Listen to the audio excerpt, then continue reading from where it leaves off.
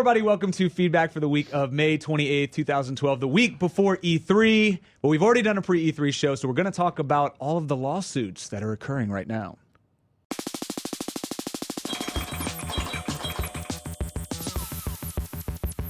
Hello, everybody, and welcome. Before we get started, we have a returning face of the show here today. Miss Jessica Chobot is here, joining us. Yay! Good to be back. Steve, by contract, we must include him in 78% of the shows all year. I'm Johnson never is leaving, back on ever. the show. He literally has grown roots into this building. He's been here for so long. Everybody leaves and I stay in this studio. That's true. And then a very special guest today, Rob Jones, who's the VP of gaming content over at Machinima. Not machinima.com, Machinima as well. Rob, thank you so much for being here, man. It's great to be here. And you know, we've known each other for a while, and I just wanted to say from me and then G4 as well, congrats on the $35 million injection of money. You guys do great work, and we're looking forward to you guys doing more. You're definitely going to be seeing a lot more. Yeah, good. What does $35 million get you? Because we don't have that here. So, well, we're going to keep Sark for 2 more years. Okay, that's good. Yeah, I so have that's heard that since he left here, he's drawn a much bigger salary. No, it's going to be all going towards the content and just trying to move towards a more premium model. So it's not just, trying to change YouTube from being, people getting kicked in the balls. Right. And it's something a little different. Exactly. So That's cool, man. Well, congratulations again. Appreciate That's a huge gesture of goodwill, I think, and confidence from YouTube and Google's part to you guys. yeah, So I think it's a good sign to see that video is online is definitely the future. So. Absolutely, man. But TV is good as well, you guys. That's right. So don't stop watching me because we want jobs. yeah, bourbon is expensive, and I need the money. You can buy like 17 hamburgers for that kind of money. I mean, It's funny how we spend our money differently these days. Yes. I think Booze, so. burgers. Yeah, Jess, what would you spend $35 million on? I would go on a trip to Japan and never come home. All right. I think at this point you could buy part of Japan for $35 million, unfortunately. I It's not a would- knock, man. I'm You just know saying what? they And need the dough. I would do it, and I would do it with happiness in my heart. A real life Japan life would be the Yep, best thing that ever happened to you. That's exactly what Very it is. true. Well, we're going to get into, unfortunately, people that aren't making money right now. But before we do, Rob, what we do is we like to kind of kick off the show by doing a little segment called 10 Words or Less, where we basically throw out a topic. You have 10 words to answer it. You don't have to stick to 10 words. We should name it any words or less at this point. But the topic now that collectively we've all been in the biz for, well, including Steve, maybe 100 years now. So I wanted to start off with, in 10 words or less, and Jess, we'll start with you. 10 words or less, since your time in the industry, what has been the most controversial thing you've experienced? For me, myself, I would say Saints Row Purple Dildo Bat. Saints Row Purple Dildo... Saints Row Purple Dildo Bat. Ha! 5. Boom! See, we bring somebody back, and they still play the game the right way. Steve's going to have a 40-word answer, just so you What know. do I win if I stay under everybody else? You win a purple dildo bat. Yes! Which, just so you guys know, I'm sure you guys There's received one as one well. that exists. Yeah. They sent them out. They did. And we worked on X-Play. We worked for weeks with standards and practices to try to use the purple dildo bat on the show. But there's no real appropriate way to include that in any sort of content. Or maybe we're just not smart enough. And actually, the funniest thing about that was they actually sent instructions that you had to hold it like mid, because it didn't have proper support. If you held it just by the back, it would actually break your uses.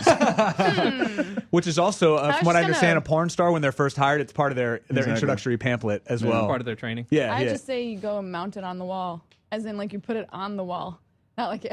I was going to say, really? I don't think any of the guys in this room want clarification. Yeah. I think we like what you were implying. You know, I think like we're a moving forward. fish. Like, Okay. Steve, why don't we just dig Jessica out of this hole for her? 10 exactly. words or less, your most controversial. BioWare and their policy toward gay relationships in their RPGs. Okay. Because that caused a huge amount of controversy. Very much so. And the unfortunate thing is I think that's a more... oh my God, you did it! is 10 that part words. of... That's 10 words. That's why they pay me the minimum wage. What did you say? BioWare and... I don't remember. I Yeah. forgot. You're asking BioWare him and to their- recount what he just said. That's not going to I happen. don't even know what day I it think is. you did it. Yeah, I think you right. did it. Steve, you're on feedback right now. Don't forget. Okay?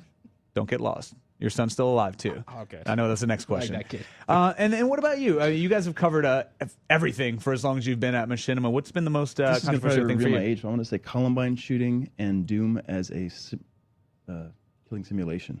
Okay. That was Oh yeah, that was a big one. You know, ironically enough, you say that ages you, but the reality of the situation is that's something we're still talking about today, which is pretty insane if you think about how long ago that was. It was a while ago now. Yeah. And you weren't actually here when we did the show on that sort of thing, but do you feel that the public's perception and maybe the industry's perception of that situation has changed? And do you think that situation is what caused the scapegoat and why we're still blaming video games for that type of stuff? Yeah, I would say dramatically that it shifted. I mean, games weren't in the mainstream the way they are now. And we've had several kind of various studies that have come out to indicate that there's clearly no correlation between playing a video game and going actually and killing people. And it turns out that other things like having a horrible childhood winds up being a bigger influence. Yeah, right. Blame your parents. So I think it's less so, but it was definitely a scary moment I felt because it was when people like Joel Lieberman and legislation started saying, okay, maybe we should start regulating this, and like, well, that's not good for anyone. And no, not at all. Didn't go that route, but yeah, I think it's in a better place now. You're not going to see people blaming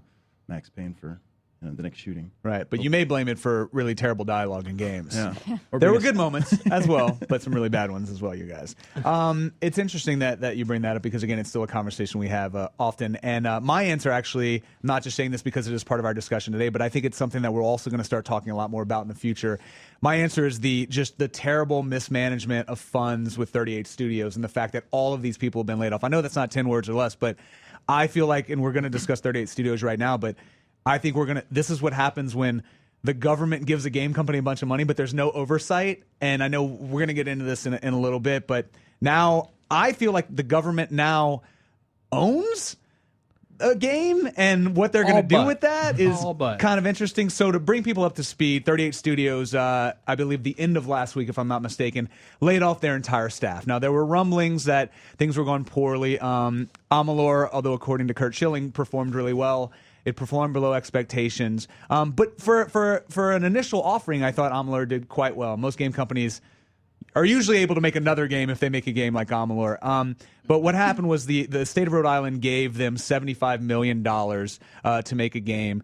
Apparently that is gone, and they couldn't pay their staff. Mortgages were not being paid. Health insurance was expiring. And the staff was pretty much kept in the dark about all of this. Kurt went back to Rhode Island and said, hey, we need more money. They said no. And now, as of last week, the entire staff of 38 Studios and, of course, Big Huge Games is gone. And, Rob, I want to start with you. Is this what happens when the government gives... I'm trying to figure out who to blame here, and I feel like, giving Kurt Schilling $75 million ostensibly is a bad idea, but he did bring a great team, and he did build a great team and people that had built games in the past. So what happened here? Why did this happen? Well, I actually have to take a step back because I think, the important thing to really focus on with this is the fact that, when you look at kind of the math of it, what Rhode Island did was actually a fairly sound investment. Obviously, there's multiple ways in which you try and stimulate economies within kind of smaller places, and bringing bigger businesses certainly is part of that. And manufacturing has always been, we've seen this before, and this was the first time instance in Rhode Island where let's bring in the most the vastest growing industry that's happening right now with video games, and then you look at what you had there. You had Kurt Schilling, who's a local hero in terms of being Boston's champion, who defeated my Yankees back in 2004. I like how you glossed over that, who defeat the Yankees. It's cool, man. Whatever. But no, the idea was let's try and take something that we don't have here in Rhode Island and bring something in. So I think the intentions were good, but I think your point of it being the lack of oversight was probably part of it. But also, the fact that you had someone like EA involved, and a lot of people were behind this. A lot of really talented people. R.A. Salvatore, having McFarlane as part of the creative team, and so there was a lot of good things that could possibly come out. It just for whatever reason it didn't pan out. I think to me the expectations were too high. When you look at when Lincoln Chevy said it had to make 3 million copies to break even. Who does that? No new IP does that. Sure, and that was just Kingdoms of Amalur Reckoning. The MMO that they were planning to develop for $75 million, it would have cost 3 times that to develop. Judging by SWOTOR, that costs like $200 million without the marketing and all that kind of thing. Although I think that states can use these kinds of incentives to really good effect. I know that Massachusetts did with the biotech industry, and Louisiana does with the film industry and stuff like that. At the same time, I think that this individual thing was kind of a mistake from the start, because what was Big Huge Games when they got $75 million? Yeah, Kurt Schilling, who was known for being a baseball player and is very good at playing baseball, why would they have thought that he would have been able to create an MMO that could have competed in a genre that destroys huge companies that have been doing this forever? I mean, it doesn't destroy, but it's a really risky thing to do. It's incredibly hugely risky. That seems to be the common consensus, is that if you're gonna put the blame anywhere, maybe put the blame on overreaching as far as trying to develop an MMO somewhat straight out the gate. I find this really interesting because companies, or I should say media that I don't normally see covering games, such as NPR and Forbes.com and stuff like that, have really kind of latched onto this, and they kind of come to the common consensus as well that although having a bill passed, which is an investment for new market growth within your state, there were a lot of people that were against it before it got passed, and they basically said, scandal finds money, and unfortunately that's exactly how it played out, to the T. And there's a risk no matter where you place your investments, but I do think that overreaching and trying to do an MMO with a good team or not is such a risky investment. It's like a great thing if it is successful, but there's so many that fall through, and that's a ton of time and effort and money wasted. Yeah, I want to just speculate as to what the pitch was, because Schilling went obviously to the state of Rhode Island and said, listen, I know you guys have earmarked $125 million to grow small businesses.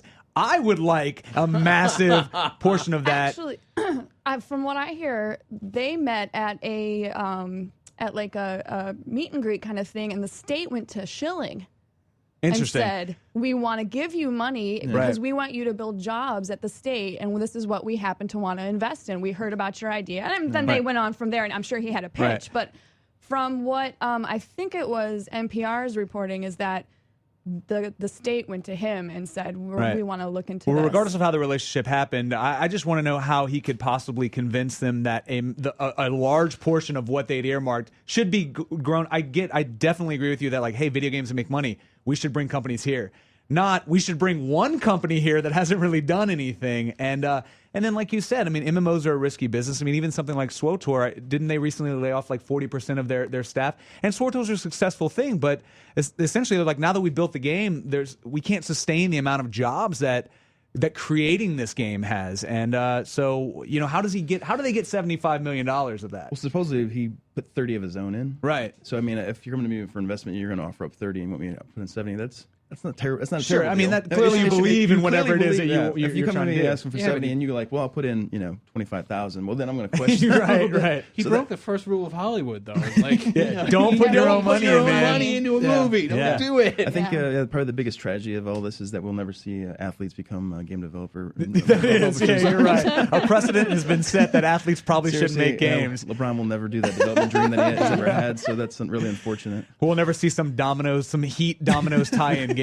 Damn. The thing is, this actually might work for them, in the sense that, and by work for them, this is a terrible situation. But the state of Rhode Island or the state of... Well, for the people that lost their jobs across the board, and also the state of Rhode Island, in the sense that the silver lining to the cloud is a lot of times if big companies kind of fall apart like this, the individuals, they're still really smart, really good developers and whatnot, and so they might go and make maybe smaller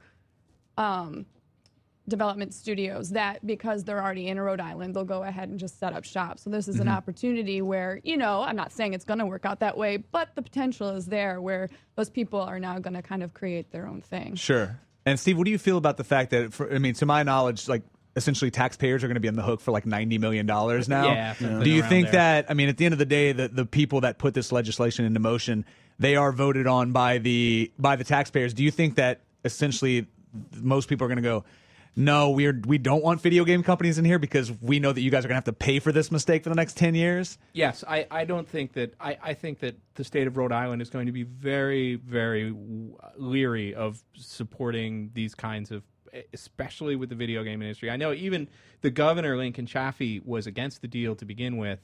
And Curt Schilling recently, earlier this week, was saying that one of the reasons that it failed was because Chafee – characterized the company as being insolvent in one of his press conferences. And these kinds of like, when these deals between private industry and government break down, it gets really ugly. And like, it's fascinating because Chaffee has a responsibility to be honest with the people of Rhode Island. So he's holding all these press conferences where he's talking very honestly about the game development process. And it's fascinating. Like he talked about how much Amalur Reckoning would have had to have sold, which was, he said that it would have needed to have sold 3 million Right, copies like Rob to said. break even. Yeah. For a That level of first expectation IP. is ludicrous. Yeah. That's clearly the the statement thing- of a man who's not in the video game industry. And when we're responding to the question, he literally said the game failed. The game failed. Like, Yeah. I mean, Yeah. Which, I mean, 1.2 million is not great, but That's I pretty mean, good. That's pretty decent, and it's only been out for 3-4 months. Now, Rob, do you think that the reason that the majority of this happened is because it didn't meet the level of expectation that the government had when they gave him that money? Well, I think it's with any kind of big investment, there's always a tension of like, okay, when we're going to see the return, and when there isn't immediate return, people get really nervous, and then to your point, once the nervous hands start to speak, then everyone else gets nervous, and then it turns into, because I mean the company hasn't failed yet. I mean they're still looking at outside investors. But they don't have any employees, which is kind of No, I know. bad. Yeah, no, that is an issue. But the idea of it being something that can be salvageable is still there. In kind of a remote long shot. But regardless, having someone like Lincoln Chaffee come out and be so vocal against it, probably for his own political, had to kind of distance himself, which is smart, I guess, as a governor who was against it to begin with. But yeah, I think the problem is that people just got too nervous too quickly and just didn't give it enough time to kind of be in the market for at least 6 months. Sure. I wonder if that falls under the concept of because he's like the government and the people that were passing this bill are somewhat, I would assume, slightly uneducated when it comes to video games. Yep. That The cycle. they look at it as a get quick or at least easy money kind of thing. I mean, when you think about, they're like, we've got kids, our kids spend all this money, it's $60 a pop, of course this will work. Yeah. If it's we just multiply ourselves, this will be a safe investment. And plus we've got this guy from the sports team. Like, yeah, like it comes across as being very non-risky. And unfortunately, that's just, like you said, that's not the state of the game. You can't expect an IP to come out, a new IP to come out the gate and sell 3 million to break even. It's just not going to happen. And so that says to me that maybe they thought it was some low-hanging fruit for themselves. I'm really curious to see who technically at this point owns the right to the IP.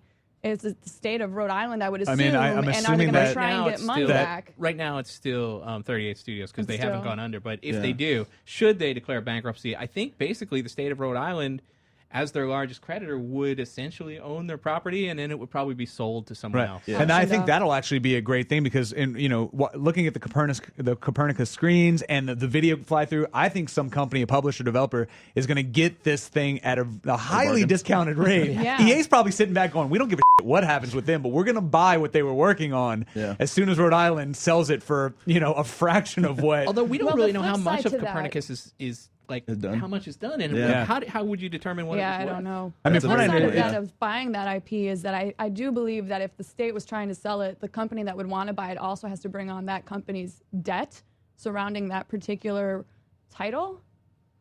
Kind Well, of- I don't know if the debt is necessarily associated with the IP or just the company in general. Well, the sale usually helps offset the debt. Sure. Yeah. So it'll be interesting to see what happens, and I assume this is in the next couple months we're going to see this play I out. hope the Yeah. state of Rhode Island itself retains the intellectual property and puts out the state of Rhode Island's own MMO because would be would that be the Yeah. greatest? Like an MMO created by bureaucrats. It's all about budgeting and backstab. It actually could be a pretty fascinating. Genius. We took Yeah. out the graphics and we decided to just put in spreadsheets. Who doesn't like a It would text-based just be MMO? you What's really walking amazing? around Taking the min-max to a forest. whole new level. With like a couple buildings here and there. Just like it's literally that is the game. You just walking around the forest. And it's like Rhode Island. Wow. Yeah. Lest anybody at home be confused, we're all being sarcastic. That would be a terrible game, Rhode Island. So don't make that at all. That's a bad idea. It goes head to head with and actually Oregon Trail. The Rhode Island Trail. It's awesome. What I'm really curious to see what happens as a fallout of this is what's this impact on other states? And Sure. Are other people going to try and do this again to try and pull in industry that is not in states to try and grow economies? Because I mean, to Jess's point, it's a sound investment if you do it right. But Yeah. if you just have high expectations, like we're going to turn this around in 6 months and double our profit, Right. That's just unrealistic. But I mean, I would hate to see a state where or a moment where the states say, okay, we're not doing this because Rhode Island screwed up and Right. screwed up for everyone else. Because I think if you do it properly and with proper approach, Sure. And it has worked. I mean, and it absolutely I feel like Yeah. Massachusetts is a great example of Yeah. harmonics. Why am I drawing a blank? Irrational. I mean, it does work. Unfortunately, though, to Jess's point, the mainstream media isn't covering the success of those companies. Yeah. They're covering the failure of this Yeah. one. So to most people, it's like it's a pretty spectacular failure. It's I pretty think impressive. It's a huge failure. It's pretty impressive. And, I mean, and I don't mean that like it's easy to have hindsight and to be like, Oh, well, this should have but happened. At the time, I could see. It seems like I a could see great both. idea. And plus, the lawmakers have interests that the capitalists don't have. You know what I'm saying? Like they have to worry about we have to get jobs into the state, and like whether that costs some money to them or eventually has some kind of fallout that's not good for the state. Well, In a way, they just need to get and elected. then you've got a perfect figurehead in Kurt Schilling coming to. I mean, Yeah. get a little starstruck. Sure, we'll give you money. You're coming in with $30 million. And of it's your some own. other also, I mean, reality, look, right? you know, You know? I mean, we've all, I assume, met Kurt at this point. He's a pretty affable dude, and anything he says, you want to help him out because he's such a nice guy. So I'm sure that it wasn't hard for them to agree to give Kurt Schilling money. No. You know, But in retrospect, he's like, I'm a baseball player that plays a bunch of EverQuest. I love EverQuest, and I Give me a want bunch to of make money. EverQuest again, so I need $75 million. That's what it I'm going is, to put in Seth. 30, even though I've made 110. But we need to get going here on this. Dude, $30 million, even if you're Kurt Schilling, that's a lot It of is. money. That's a lot of You money. got to It wonder how absolutely long is. it's going to be before That is a lot There of are used car some- dealerships Yeah. There are to, some to people- ex-athletes. That's a Yeah, lot like of used most car athletes, dealerships. Like, buy a bunch of Kentucky Fried Chicken Yeah. franchises or some They're all car set. dealerships. And, you know, Either it way, a though, day. it's gonna be interesting to see how this plays out. Something that, since this will air on Wednesday, something that started yesterday is the Activision Infinity Ward trial. To bring people up to speed, and we've talked about it on our show. I know you guys have covered the hell out of it over at Machinima. Basically, Vince Zampella and Jason West, they left Activision. Activision sued them, said that they were conspiring against them while they were still unemployed. Vince and Jason said, you guys fired us before you could pay us bonuses. You owe us a bunch of money. To bring everybody up to speed, last week there was a settlement where Activision paid, I think it was $40 million or something, $42 million to a group of the ex-Infinity Ward employees who said you did owe us money. Jason and Vince were not part of that particular settlement, and since that settlement wasn't part of or that payout wasn't part of a settlement, then that group is still currently in the lawsuit with Activision. That started on the 29th of this week. So that's happening right now. Everybody's familiar with it. So from you guys, I just kind of want to get your thoughts on how you think this is going to go. Rob, there's been a lot of things that have recently been unearthed. Objectively speaking, and obviously there's a lot of stuff I'm sure EA is holding back at this point. It seems to me like Vince and Jason are in the right, and Activision's going to have to spend a lot of money to make these things right. But how do you think this is going to go? Well, I think the $42 million definitely is going to affect in an interesting way. Clearly, and their lawyer Schwartz had kind of pointed to this fact that you give them the 42, and at least from a public perception, it looks like Activision's trying to be a good guy, saying, "Hey, okay, we understand we had some transgressions, and we're going to do it. My bad, right?" And so, and on the flip side, when you look at how it's going to affect the overall case, especially as it goes to juries, like all of a sudden potentially can kind of paint the ex-Activision employees as like, oh, these guys are greedy. $42 million.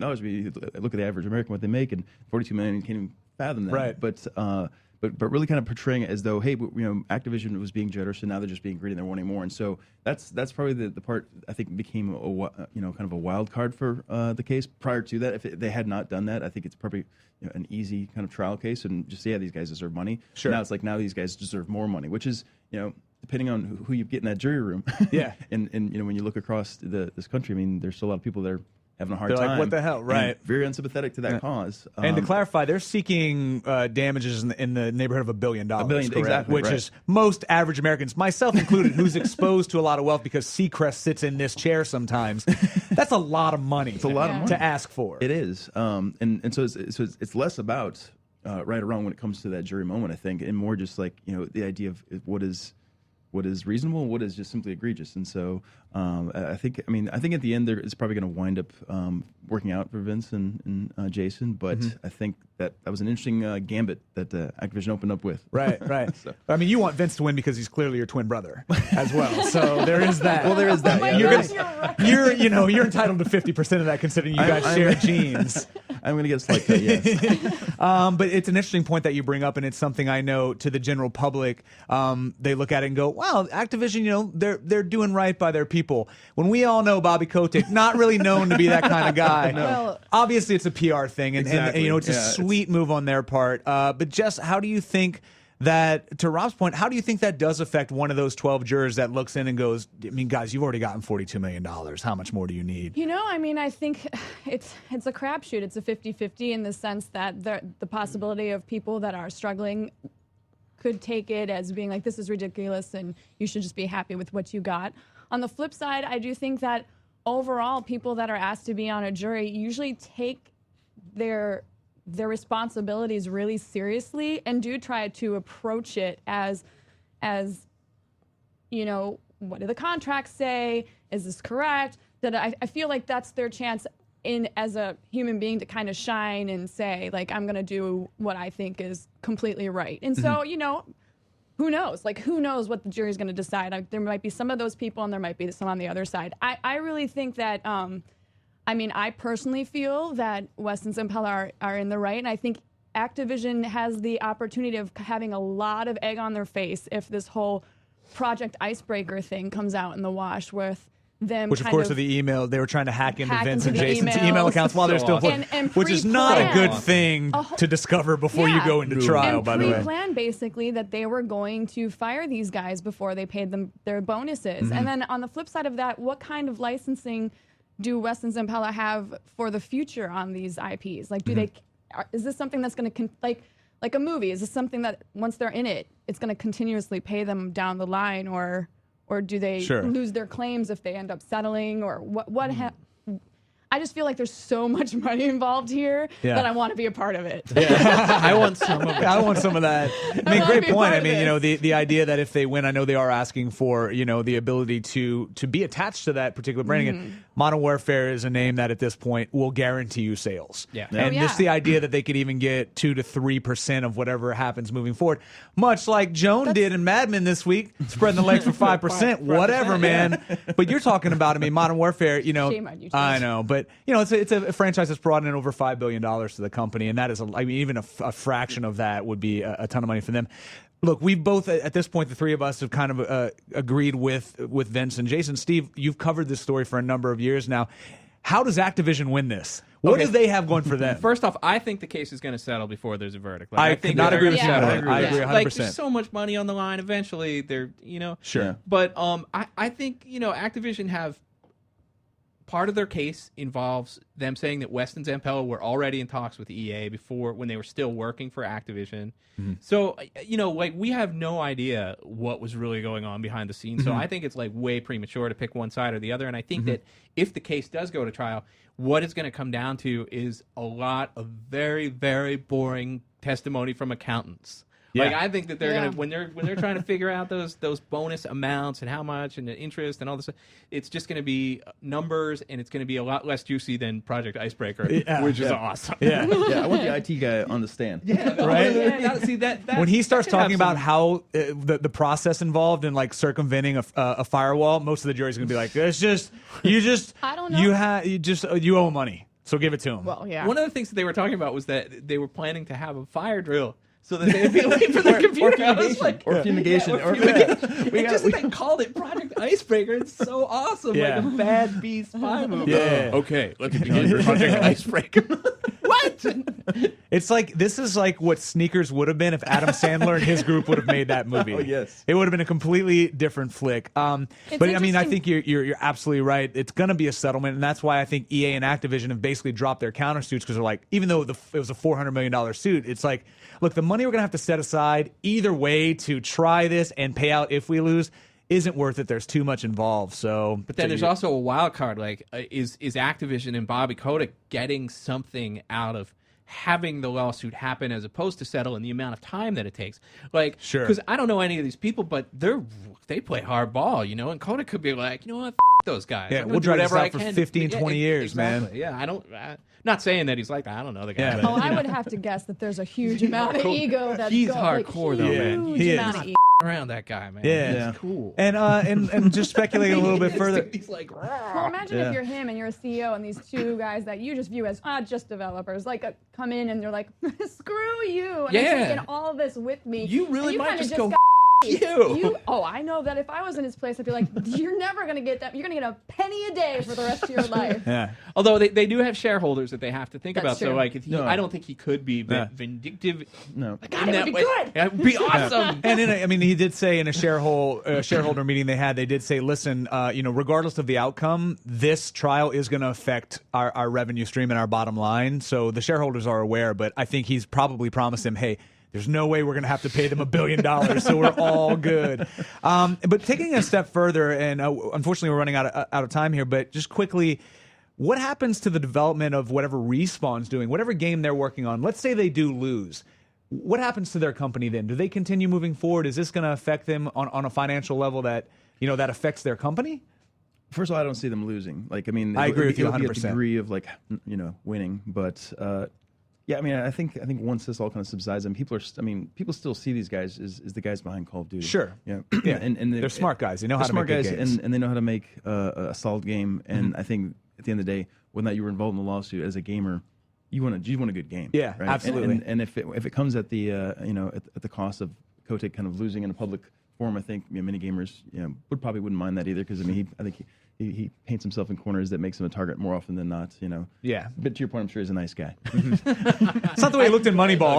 I'm going based on movies alone. He looked like an asshole in Moneyball, and so It's so awesome. Such an awesome asshole. I love that guy. do you guys think that? Man, and he's a genius businessman. All of the statements that he's made in regards to how he approaches IPs and video games across the board, while I think in my heart, oh my God, how can you be such a in my brain, I'm like, holy crap, you are amazing. Yeah. I would totally do You that. want him heading your ship, but you don't necessarily want to be on the ship while he's on it. It's sort of I the just wanna be on opposite his of the ship. state of Rhode Island. Nice callback, Basically, Steve Johnson. Rhode Island needs to hire Yeah, they need Bobby See, Kotick yeah, to if- bring the if video game industry Kotick to will their come in, state. he'll save 3-8, and I It's wonder all if good. governor of Rhode Island would be such a huge step down for Kotick. They'd be like, I'm not doing that. The salary's not nearly enough, man. Oh my God. The governor's salary is not nearly enough. Although you get a nice house, though, I'm sure, on some water somewhere in Rhode Yeah. Island. They have beautiful. Or They have Beautiful up there. Yeah. Well, guys, thank you for being here. Obviously, we could cover this until the cows come home, is a phrase that Steve's generation uses.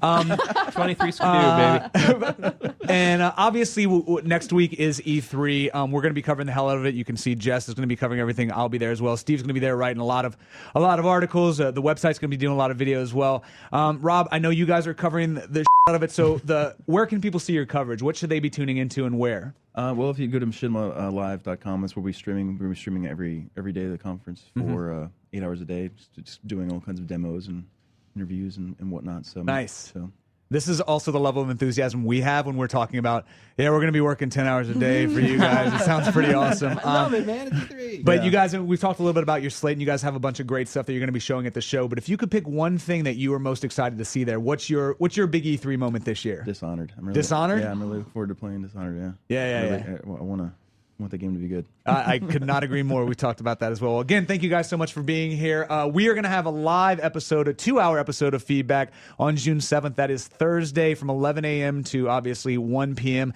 You can send all of your questions to Twitter, #E3Feedback, or put them on our Facebook page or at g4tv.com, and we will answer all those questions. Again, thank you for being here. I know you're a busy man. Welcome back. Yay. Thank you for being alive still. That's pretty cool. It's a big win for you. And for you guys for watching, you can catch new episodes of Feedback every week at g4tv.com/feedback. You're so mean to him. I was totally talking over you, man. He's the dad that I never wanted, but he's here, so...